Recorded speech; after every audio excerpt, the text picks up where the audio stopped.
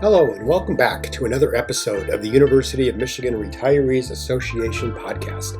Our podcast offers a fresh way to stay connected with our Retirees Association and the greater University of Michigan community through our many programs delivered by prominent faculty and inspirational community leaders, and by our vibrant interest groups. Thank you for joining us today, and we hope you enjoy the following episode.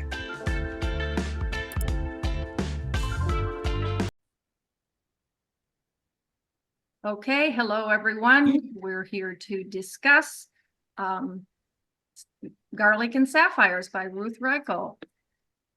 And since I may have to disappear, I'm going to start if that's all right. So Good. I really love the first half of this book. I just thought it was, she just does an amazing job using her words. And I enjoyed her description of the process that she went through. And so I just really liked the first half of the book. And then it just I got tired because it seemed like it was a lot of the same thing. Really good writing, interesting stories, but I just kind of got tired of it. That was exactly my experience too, Sharon. Exactly. It was well written. The first half was great, but then it just became repetitive. And I just got tired of hearing about all the fancy food in New York. But I will tell you that tonight, when my company comes, I'm serving gougères.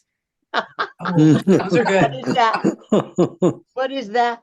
I forgot what that even is. That is a pâte à choux pastry. So it's a puff pastry that I serve with Gruyere cheese or that I mix Gruyere cheese and black pepper in. And so they come out tiny. I make them in tiny little bite-sized balls so that you don't feel too guilty if you eat 2 or 3. And some I'll stuff with Boursin cheese. And some I'll just leave plain. So I felt sort of Ruthish when I was making them. Did you use her recipe? Her recipe. I do not use that recipe, but her recipe is almost identical to the recipe that I use. That's fun. So that's my story. I'm sticking to it. Loved it. In fact, the first half I thought, gee, I might want to buy this book. And then as I got past halftime, I thought, okay. It was fun. It was really a fun read at first, and then I was done. Sounds like you're voting that maybe if she had shortened it and had it that there wasn't that much material to merit so many pages without getting repetitious, kind of. Well, yeah, I honestly don't know why I kind of ran out of gas at the end. It just seemed like there wasn't anything too exciting about her subsequent characters. Oh, I thought that was fun. Yeah. So anyway, that's my take on it. I would recommend it to my foodie friends. I would, but I would recommend it with a caveat. I kept having an overwhelming feeling of, boy, I guess it's the New York Times has decided its food criticisms or, critiques will be about the higher end restaurants where, hey, you're lucky if you get out for $200 a person. Now, here in Ann Arbor, yes, once in a while I go out and we spend a lot of money that it seems a little ridiculous, but maybe once in a blue moon. But in general, I think, why don't they cater more in their critiques, cater more to the masses? Meaning to more moderate or even inexpensive but fabulous little hole-in-the-wall restaurants where you gotta go across town to get a really good sandwich of some type.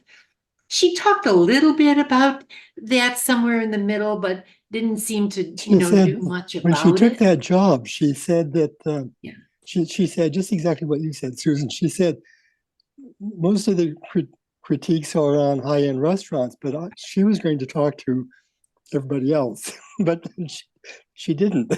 But this book was written in 2006, which, as much as I want to think that it wasn't that long ago, was a long time ago. And I kept thinking about that because I've read, I watched some of the cooking competitions and I read other books by other chefs, and I feel like things have really changed a lot since she was in those disguises. Although it was fascinating, and I agree with everything that's been said so far about how at the beginning it was really interesting, but then it kind of petered out. Mhm. But I do think the age of it showed in that respect, because now that restaurant reviewers are people on Yelp and all these things, you don't know who the reviewer is. And most people aren't going to go to the high-end restaurants in New York all the time.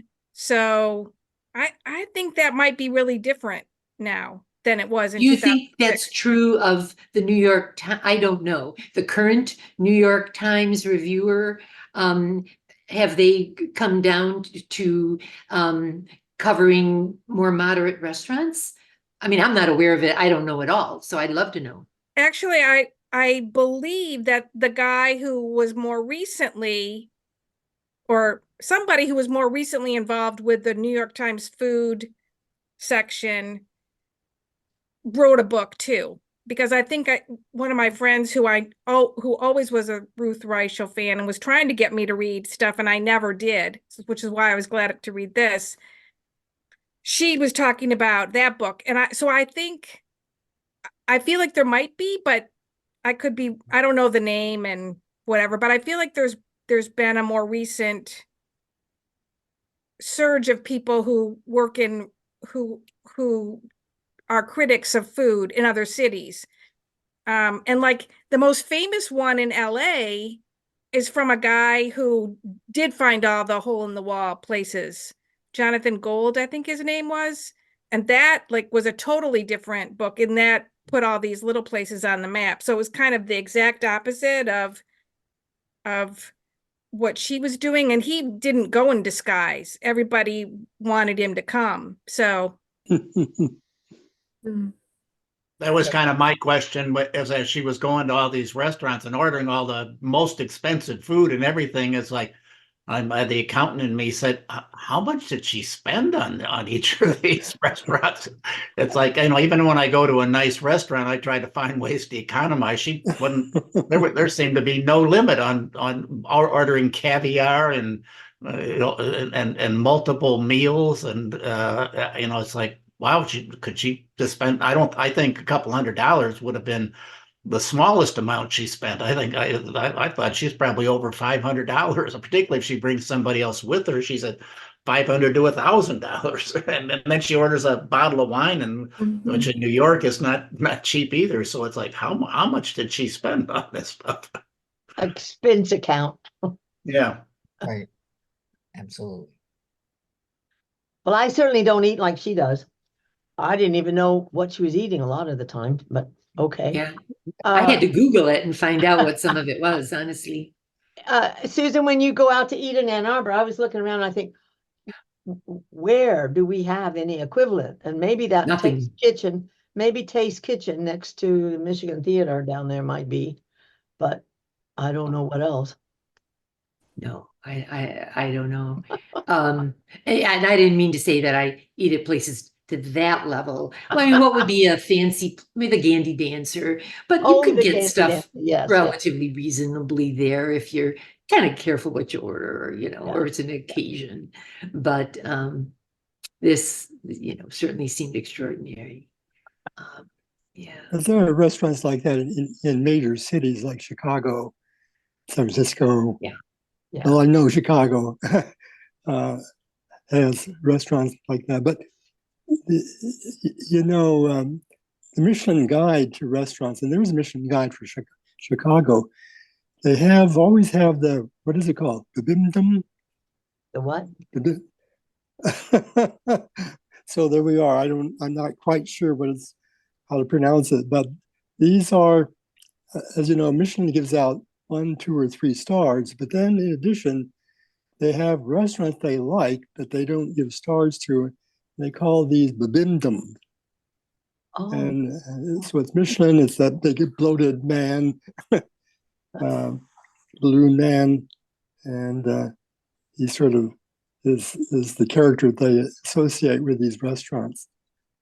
Have any of you eaten in any of these New York restaurants she was talking about? Actually, one of the things I was going to say, this was a book I didn't think I would like it, but which is a number of the books that we pick out. All right, I don't know. I really did like the book. me too. And I didn't, to go along with Sharon thing, the one thing I didn't like is how much time she spent talking about selecting all the clothes for her costumes. It's like, all right, I didn't want to hear that anymore. But the thing that actually attracted me is when Cindy and I, early on when we first met, 20 years ago, I just happened to find in a magazine a list of the top 100 restaurants by whatever this magazine said in the country. And we were going to Dallas at that point, and one of them was in Dallas. So we went to the restaurant, and we were treated like royalty. The owner came up to us and liked us, and so we had a great time. So we said, well, the next time we go to, we'll find another one. And we have now, over the years, gone to all 100 of those restaurants. Fun. And I don't want to belabor that point, but a lot of them are in New York City.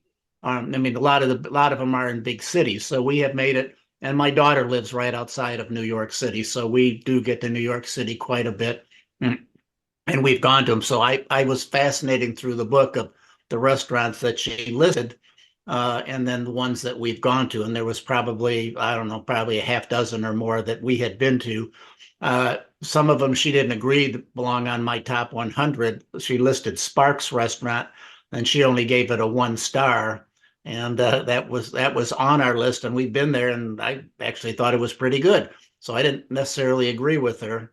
My list is, yes, there are some expensive restaurants, but one of the ones on my list is a drive-in hot dog stand in Atlanta.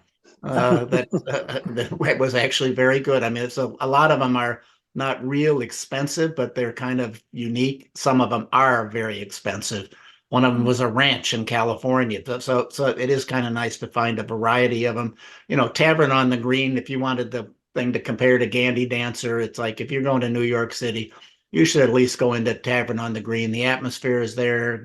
If you get an appetizer and have a drink just to enjoy going there, if you have, it's in Central Park. And it's one of the things that I try to take people to when we take people to New York City. So it was kind of neat to see how many of her restaurants that we'd been to, and I've forgotten what some of the other ones are, but so that made it really kind of an interesting book to me, because we could relate to it, and so it did hold my attention to the end, because she kept, now I have to admit people since I'm the host. I can do it, Al. I'm sorry. I just admitted her, Maureen, but it does prove that I'm the host now, so you know for sure that I'm your co-host. Sorry to take over your job. I've eaten was it Windows on the World at the top of the World Trade Center about 20 some odd years ago, a long time ago. I don't remember the food, but the experience was fabulous. I have to say that I read the book a long time ago. My husband and I get CDs, and when we drive out to Colorado and Texas to see the kids, and wherever we're going, we'll listen to books on CD. And we listened to that book on CD, and it was excellent. And we didn't come to the downside of having listened too long. It was a long book, but we enjoyed her antics and all of the wig place that she went to. And then taking the guest out to dinner the person who had won, who thought he really knew about food, and and she said, well, he didn't really know about food, and we were very interested in the ink from the squid. And we bought some food then that had the ink from the squid, but I don't think we ever did end up eating it, you know. So, but anyway, I just thought it was an adventure. We took it as an adventure rather than fact, and we love the airline business where the woman on the airline wanted to eat her lunch. So, you know, we just thought it was a fun book, you know. So anyway, I liked it a lot. Well, the recipes were kind of nice too. I thought I would make copies of those, but I never did. So I didn't make any of them, but I thought some of the recipes were interesting, and some people might want to try some of them. I didn't get to that. Being at the end of the book, since we had a CD, we didn't have that. Well, But It's kind of see, like I when we- listened to it on through Libby or something, and she does read the recipe, you know, which Right. honestly, when you're listening to it, doesn't do you any good. Unless you're sitting there writing it down. So I try to fast forward a little through it. But my sister is in a book club, and a couple years ago they read this, and she happened to host this at her house for the discussion. So she did pick one of those recipes just for the fun of it and served it, Right. you know, as they were discussing it. So I don't know, just kind of a fun thing, you know. That's great. I think Ruth Reichl was a student here. Anybody know more about that than I? I'm not sure she graduated, but she might have. And I think my wife said that there was a very fancy French restaurant, only lasted about a year, on Main Street where Grazie was. So next to the shop house. And she worked there. Anybody know any more about her living in Ann Arbor?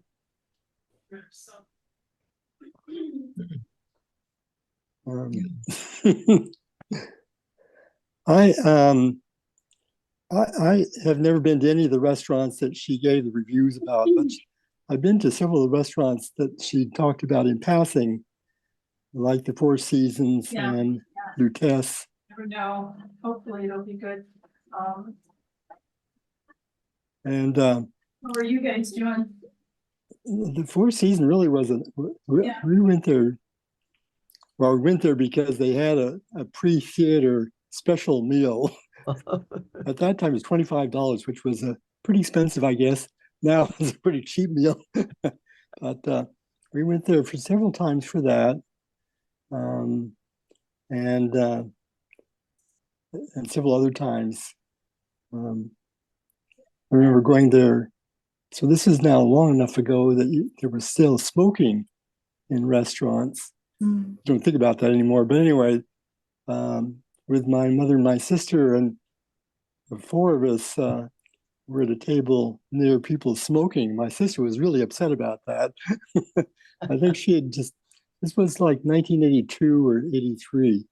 So people knew you shouldn't be smoking, but they still allowed it in restaurants. I looked it up here online. She was raised in Greenwich Village and spent time in boarding school in Montreal. She attended the University of Michigan, where she earned a degree in sociology in 1968 and met her first husband, the artist Douglas Hollis.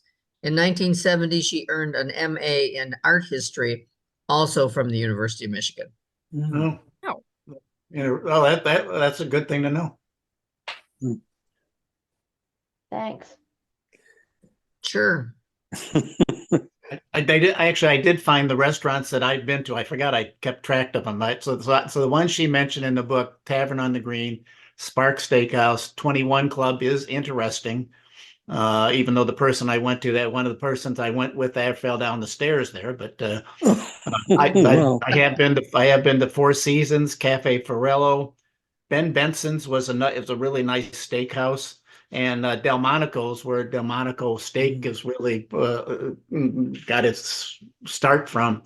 down in the Wall Street area is really kind of an interesting restaurant to go to if you're in New York City. It is fairly expensive though.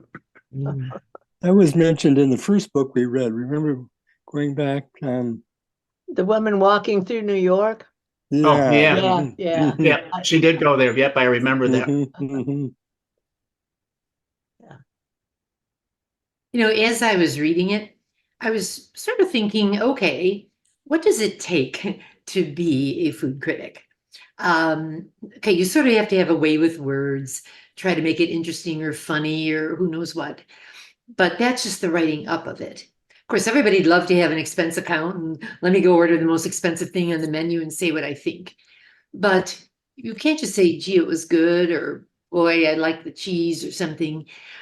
She seemed to have a deeper sense of, you know, like textures or underlying, just like when people describe wine, they describe it in ways I could never think of, or even if they say it, know if I agree with it, you know, with a hint of something and an underlying taste of whatever.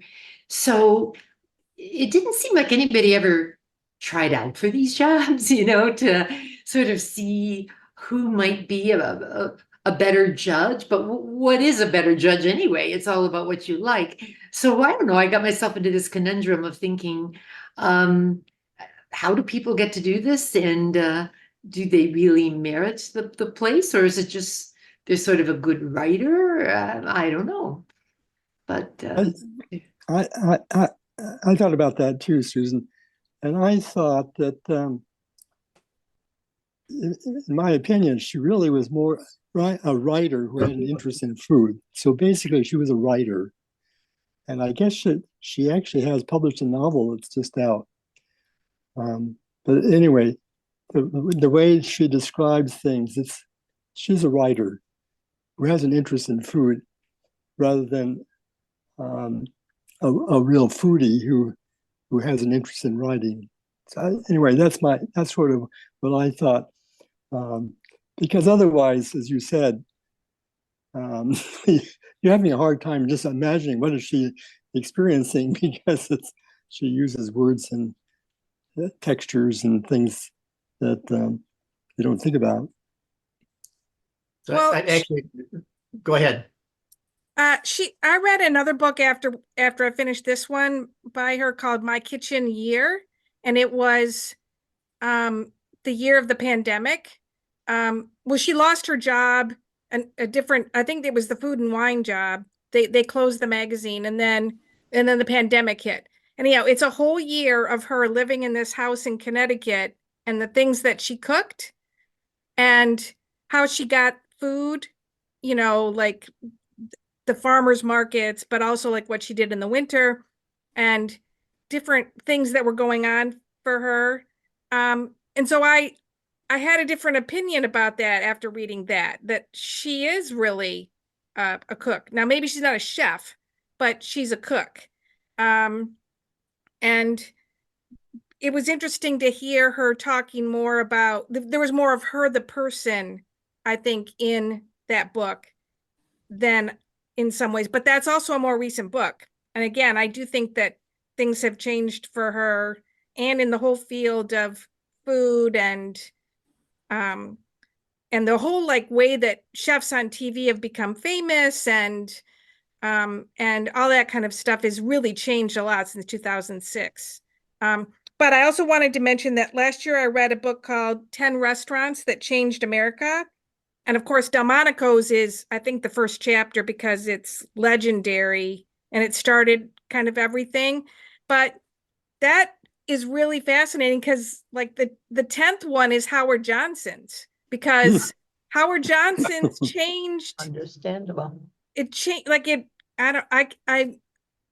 there's something about the sherbet, I think, that they served, but also like that you would find these places along the road and that the food was the same.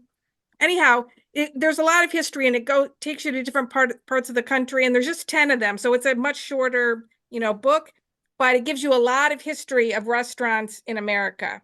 So I found that fascinating. Mm-hmm. does sound interesting.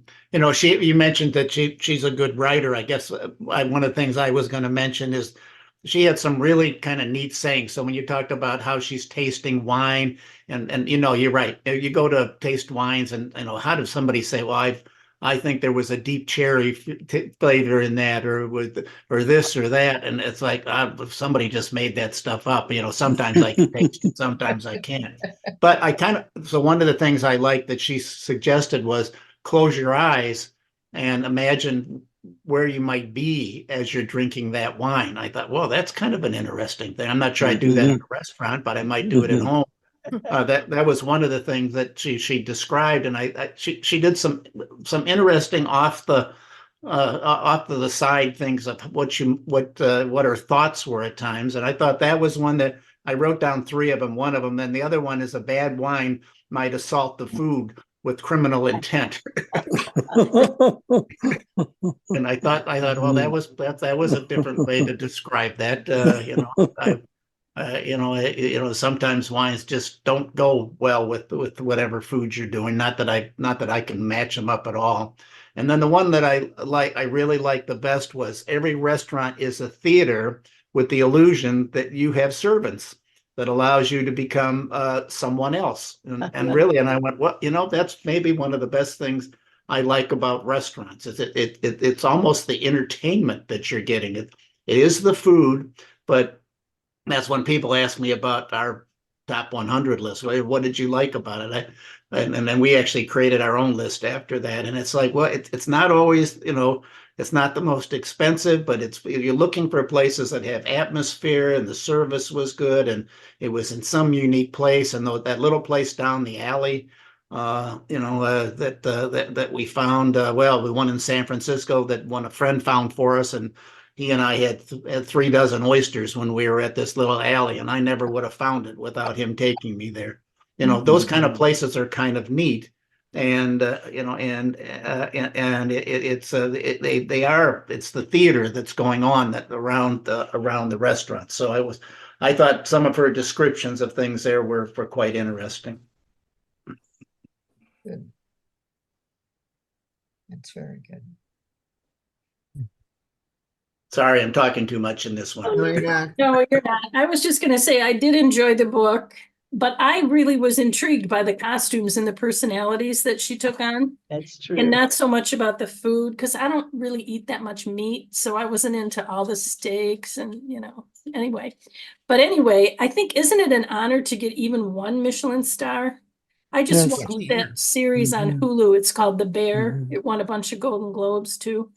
And it was, when I first started watching it, I thought, oh my God, this is just a mess. They swear like sailors, and it's just so chaotic in the beginning. But then season 2 kind of ties it all together. But the whole thing is they're trying to take this little like Chicago beef steak house, like sandwich place, and make it and get a Michelin star. So the whole thing revolves around making this restaurant and, flashbacks to him working in another very expensive restaurant. And, they're putting the food together like with tweezers and just dropping the sauce on so that it's very beautiful. I mean, it's a fascinating series if you haven't seen it. All about restaurants and crazy family. What's the name of it? It's called The Bear. Oh, BEAR. okay. Watched the first episode and it was so stressful. Right. It was just a stress fest, and for whatever reason, we weren't up for stress at the time, so we didn't get past the first episode. But people really love it. Same after the first episode, but one of my cousins had recommended it to me really highly, and I thought, I'm going to try it and see what happens. And, but truthfully, it wasn't just the first episode. It went on and on. But then after the second season, you figure it out. And I don't know if there's going to be a season 3, because at the end of season 2, they open the restaurant. So I don't know if there'll be more. I kind of hope so. Sometimes I don't want to know too much about what goes on behind the scenes. You know, Mhm. seat me up front. I don't want to be too close to the kitchen. Thank you. I want to keep the illusion. Right, right. I was interested in all that when you speak about illusions, about the seating and the bad seats and the good seats and where you don't want to sit and all. I just go with it. I don't have that kind of knowledge of that etiquette. I just clamber in there and kind of take what they give me. I don't behave well, I guess, and I'm too ordinary for fancy restaurants, although I have eaten in some, I really have. More in Europe than here, but anyway, it's the etiquette of being in that is off-putting to me. Mhm. Yes. Well, it also seemed like the middle of the room was where they wanted, if you were someone, they put you in the middle of the room. I don't want to sit in the middle of the room at a restaurant. I want to sit on the side and enjoy myself and, not that I go to any of these fancy places, but I thought that was interesting. Probably benefits the restaurant more than the patron. I do want to sit by the window at the Gandhi dancer, though. Oh, Oh, yeah. Where the train goes by. Yes, right. Only, Marjorie, only in the summertime. I would not like to sit next to the window at Gandhi Dancer at this time of Cold. year Probably where cold. with the temperatures the way they are. You're No probably way. right. Yeah. We went to a restaurant here in Florida and they sat us next to the restaurant and it's been chilly enough that it was a table for 6. So we moved over one seat so we weren't right next to the window. But even so, I was really chilly at the restaurant. So I like the light. I like to be able to see everything, but yeah. Yeah. There's something else in here. Did you know that she was the head of the Gourmet 1999? She assumed editorship of Gourmet until 2009 when it closed, and they sold 988 copies per month. 988,000 copies per month while she was the tenure. And despite her success and her use of disguises, she has quite open about why she stopped. I really wanted to go home and cook for my family. I don't think there's one thing more important you can do for your kids than to have family dinner, which I thought was interesting. Yeah. I really liked her looking at the lady in the bus who was so nondescript that she made one of her disguises after that lady. Right. And since then, I have watched people and looked at people and seen people that were, that you wondered, what are their thoughts? What do you know about this person and stuff like that? I thought that was very, very observant, Well, and then she made herself up as this gorgeous blonde, and this guy wanted to pursue her, not realizing that she was somebody different than that. Right. I thought that was pretty funny. Right. And how she discovered that the clothing changed her personality. yeah. That's right. Yeah. Absolutely. He even acted differently or felt like she That's did. what I'm which- saying. Yeah. Right. Yeah. Interesting. Maybe it says that we should all do some sort of disguises to see how other people may be feeling or how we might be feeling if we were like them. But that really is something interesting, isn't it? That she would actually adopt the personality of the imagined person she looked like. Right. When she became dressed like her mother, she actually acted like her mother. Of course, she would know that. But she didn't have to act like her mother. She just did. Right. Yeah. I have some of my mother's clothes, and I've had that experience, and I don't like it. Yep. So in other words, don't give your daughter your clothes. Right. Yeah. I have a little anecdote about just back a few sentences of when we were talking about where you sit in a restaurant. My daughter and I had gone down to Disney World, and there's a restaurant down there. I think it's called the 50s primetime cafe or something. So, it has like these, not linoleum, but what do you call it? The tabletops made out of the stuff all the old fashioned tables used to be. And they'd have a little TV by the table with Leave It to Beaver episode running. And, the waiter comes and says, finish your vegetables or you're not getting your dessert. And sort of a fun experience. But you're going to pay an arm and a leg for anything in Disney World. So, so we went, we had a reservation, just me and my daughter. We were taken in to a table that was way in the back corner. I mean, it was just kind of dark and there was none of this, these fun things very close that had drawn us in. So I did say to myself, okay, so I said, Katerina, I'm not going to embarrass you. I'm going to ask them if they could reseat us, So I was very kind to the lady who was a very sweet cast member, and just said, gosh, when I read about this restaurant, I had it pictured, that I described, some of the TVs and a little bit more of the decoration. Is it possible you could find one? So she gets on her little, walkie-talkie and says, sure, follow me. And she took us to the most marvelous table. It was just like a little dinette set that you might have had in the 50s. And it was just more lively and more light and all. And so I was just grateful I'd done that. I don't want to be one of those people who always doesn't like where I sit and, can I have 2 tables over? But this was sort of a dramatic thing. And so it was just fun. It's had such a happy ending. I thought I'd share that with you. And lastly, before I get off Disney, because I know we're not discussing that, it is interesting as we were talking about the price of things and all. You go down there, and here's a vacation, here's a setting that's geared towards families and children and whatnot. And the prices being so high, and even my daughter and I, just 2 of us, our bill for each meal, without overdoing it, can be quite a bit. And, then you see a family walk in with, maybe 6 family members. And I think, geez, how does this work? How did they do it?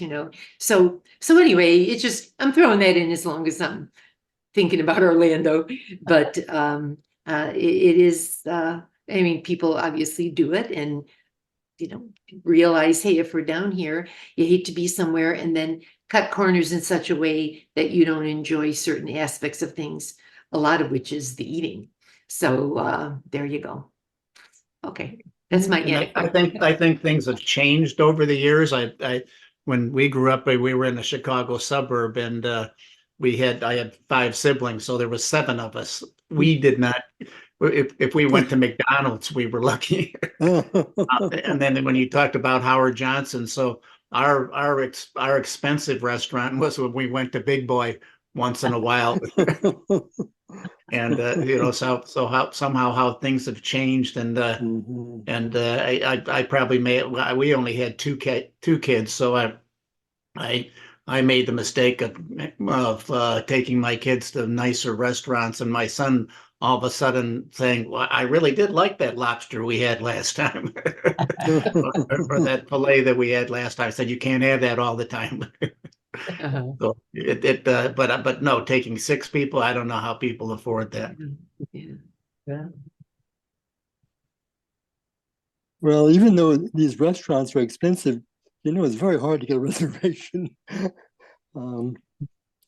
We're going to New York in May, and already my wife is plotting to get a reservation in La Bernardin.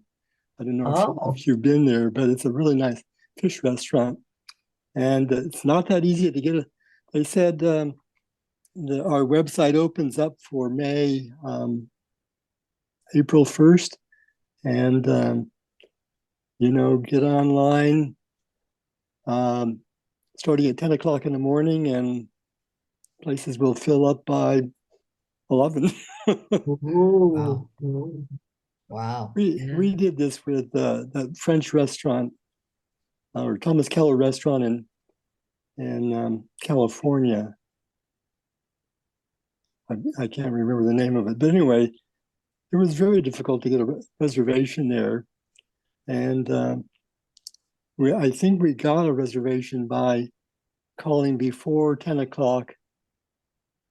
Yeah, 10 o'clock their time.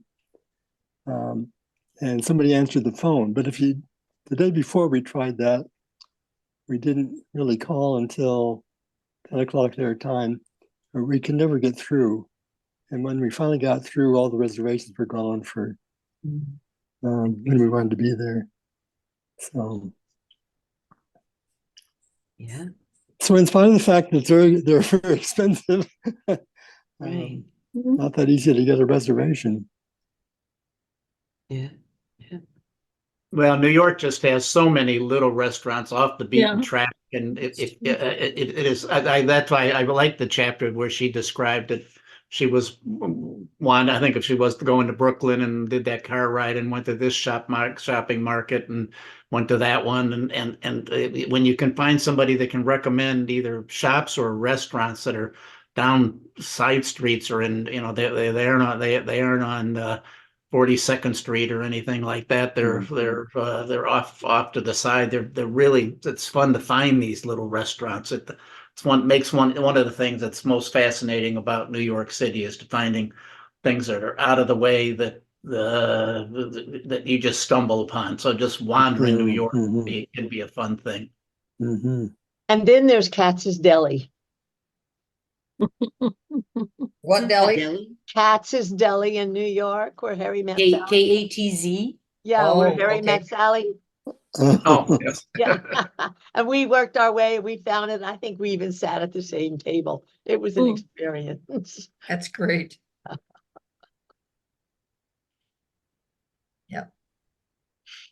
A place that we like to go to that somebody recommended that lived in New York is a place called Don't Tell Mama.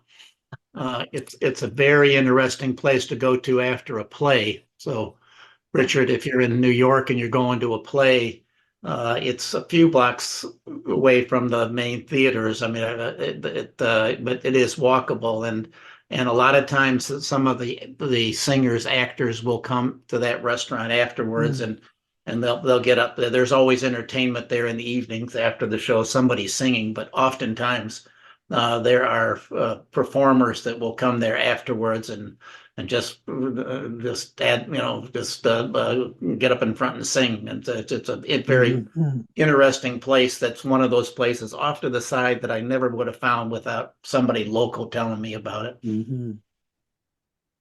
I remember going to a restaurant in New York City that we'd read about in the New York Times. And to tell you the truth, I'd have to get my journal to figure out what it was. But they had cartoons, signed cartoons all over the walls. And it was, we had to walk quite a way, but it was fun. But I read about it in the Times. I'd forgotten about that. Yes, you say out of the way places, interesting ones. Yeah. I'll have to look that up. Of course, nowadays, I mean, there really aren't too many people just sitting around reading newspapers. Like I was thinking about Ann Arbor. I was thinking, gee, I wonder if there's a restaurant critic or something here that I ought to start paying attention to learn about new things, or, even places that have been around for a while, but maybe I haven't been to or recently.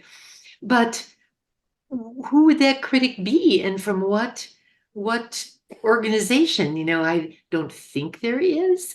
Maybe the Observer every now and then will put a little paragraph of a notice, but usually it's if something's about to open. I guess that's about it. I don't know. But then after the fact, I'd love to hear, gee, how's it going, and the food, and particularly the atmosphere. A lot of the atmospheres in these kind of strip mall restaurants are kind of similar and kind of generic, and I feel kind of lucky if it is sort of different and cozy and unique. I don't know, but Does M Live cover those kind of things? I don't think so. no. I haven't seen it. Seem like I get them occasionally online. I'm We're on sorry. our own. Yes, it does. They do have daily. They do talk about restaurants around the state. Oh, Well, then there's Guy Fieri and his Triple D, Drive-In Diners and Dives. Oh, okay, on TV. Guy Fieri. Yeah. I think his real name is Ferry, but he changed it to be more dramatic. Anyway, he comes to Ann Arbor and eats in, what is it? Blimpies. Blimpie? He did Blimpies. That was the first Yeah. place in Ann Arbor he did. That's right. Yeah. That's right. And he's done, I think, someplace in Ypsilanti. Mm. And there's also a show on Detroit PBS called Under the Radar, and that guy goes to restaurants in the state. Yeah. Oh, Uh-huh. And he's done Ann Arbor and Ypsilanti. He did one show on the Ypsilanti drive-ins that still exist, where you can still drive up and get food come to your car. uh-huh. That was pretty interesting. Mm-hmm. Yeah. The other thing that another interesting chapter in the book was when she took her son to dinner, and where does her son want to go? Benihana. Yeah. Because he likes the entertainment there, and she said that's one of her least favorite restaurants. And so, I have been to Benihana's, and I will. It's kind of entertaining, at least anyway. And I don't know, the food is kind of interesting, but it was like, yeah, your kids might like different restaurants than you like. Well, one place where they take, so if you got younger people where they have to be quiet and obey all the restaurant rules and everything, some of these restaurants would not be the right place. But Benihana's might be, particularly if the guy flips a food into your hat or on your head. Yeah, yeah. I kind of like that she took her son to some of these places. It was a little bit of a different take on things, of course, from a kid's point of view, but wasn't there some potato or somewhere that he really liked and wanted to go back there for it? And I thought, oh, it just gave you another more basic take on certain things, and how they handle it, in her personal life. She was gone a lot, and take the kid along if you can, but most of the time he didn't. And I guess that's why over time she said, I just want to eat with my family. Yeah. Yeah. Well, anything else that anybody wants to bring up? It looks like Sharon's probably getting ready for dinner for her guests. So. She's disappeared. We'll have to ask how it was. Yeah. Pat, I understand you're going to stop by and visit her again. I've heard somewhere. We are. Yeah. Yep. It's a long drive down there, but it was a delightful visit we had last year, and we're looking forward to seeing Sharon and Steve again this year. Okay. So. And I'll make you my gougères. Oh, all right. Hey, you're back. Wonderful. Yes. You can report on that at our next meeting. Right. Yes. Yes. They have a beautiful house and a wonderful backyard and a great city. So, yep. Looking forward to it. Right? Yeah. Yep. And now our next book is The West with Giraffes, isn't it? If I remember correctly. Well, I'm glad you suggested it because I'm in the middle of reading it now. And never in a million years would I have picked it up. I mean, somehow just the concept of driving these giraffes across the country, I'm not sure it would have grabbed me. But, oh my gosh, I was engaged from like the first or second page. And the fact that it was based on truth, and I'm sure he's elaborating in a way that, to what the conversation was, when they were hitting these bumps, on the road or whatever, really was quite interesting. And I Googled some things thinking, was this really real? Are they stretching the point here on this being like historical fiction or whatever? And no, they weren't, almost everything they talk about. But it's done in such an engaging way that this is sort of to me, kind of a classic book for a book club, get exposed to a book you just might not otherwise have read, and you end up enjoying it. So there you go. It's interesting. We visited with Don's cousin, and we went to the Brevard zoo. And it's a little zoo that has bamboo trees all over it, so everything isn't out in the sun. And we went to see the giraffes, and they have 7 giraffes. And they distinguish the different giraffes by their ice cones. They're what we would call a horn. But the giraffes, one of them, I think they called him Greg, love taking the lettuce, with a romaine lettuce, out of your hand. And they take that tongue out there, and it's a big blue tongue, and circle it around the lettuce. And I mean, the kids were feeding him, we were feeding him. It was delightful. And I said to the women, because they were all women that were working there, have you read West with Giraffes? One of them had, but it's interesting to me that she didn't tell all the other ones, you need to read this book, So, but the giraffes were incredible. There was one that was smaller than the other ones, and he only ate the straw. But Greg came up and he stayed there and ate, and some of the people even touched him, and he didn't back away too much. But yes, I think it's a delightful book. I'm glad you like it, Susan, because I recommended it, because I've recommended it to all kinds of people. It's just, I find it delightful. Yep. So I hope you all enjoy it. Look forward to it. I enjoyed this one. Yeah. Yes, I did too. Yeah. Maureen or anybody else that hasn't had a chance to, Maureen, you've kind of gone in and out, it looks like in our meeting. Anything to add? Yeah, I'm sorry, I'm traveling, and that's why I had I was on mute, and yeah. So, anyways, though I was listening all along, so I'm just going to go in a quiet spot here so I can say my 2 cents. But I was most taken back by the social part of her when she assumed the identities of the other people, and how she took on their personalities, and how it bothered her about certain things and how she was so able to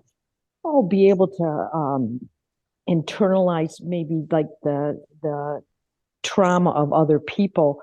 For example, Betty, the woman who didn't have much and appeared to be older, etc., and all the isms that she experienced being that person. And it made me think about, someone else had said that as well, it made me think about, when you look at somebody, do you really know their story? And I mean, I think that anyways, but to really think about the way people look at you sometimes in a restaurant, how come I got the bad table? Right? How come they gave me the bad table? Is my coat shabby looking or what? but you do, and I did some of those restaurants. I had known from New York, not that I'd eaten in them, but I had did my part of my graduate school there, so I had known some of those places, and it just seemed so. Some of it just was a little disheartening to think of the haves and the have-nots, and so the social part of it, I guess, affected me more than the food part of it, because I'm not much of a foodie. But I found it very interesting, and I did enjoy the book, and it wouldn't have been a book I would have ever thought to pick up and read just because I'm not a foodie. And so yeah, but I really did enjoy it, and I've enjoyed the conversation too. What people have said, I have agreed with. I'm sitting here nodding my head. Yes. I have a question. Do you know where the word sapphire in the title came from? I don't think I ever discovered that when It's a quote from T.S. Eliot poem, which I have yet to look up. Yeah. Someplace She they actually mentioned it. Yeah. Yeah, she mentioned it, and I thought, oh, that's it. So but I haven't looked it up. Okay. Let us know when you look it up, Marjorie. I think maybe I'll put it in the review. We hope you enjoyed this latest episode by the University of Michigan Retirees Association. If you enjoyed this episode and you'd like to learn more about us, visit us on the web at umra.hr.umich.edu and subscribe to this podcast. Thank you again, see you next time, and always, go blue.